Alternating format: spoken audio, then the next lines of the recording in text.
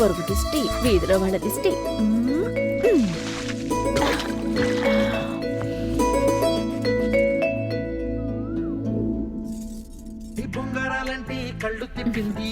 Tommy, నువ్వు TV చూస్తూ ఉండు, నేను వెళ్ళి స్నాక్స్ తీసుకొస్తాను. ఓకే?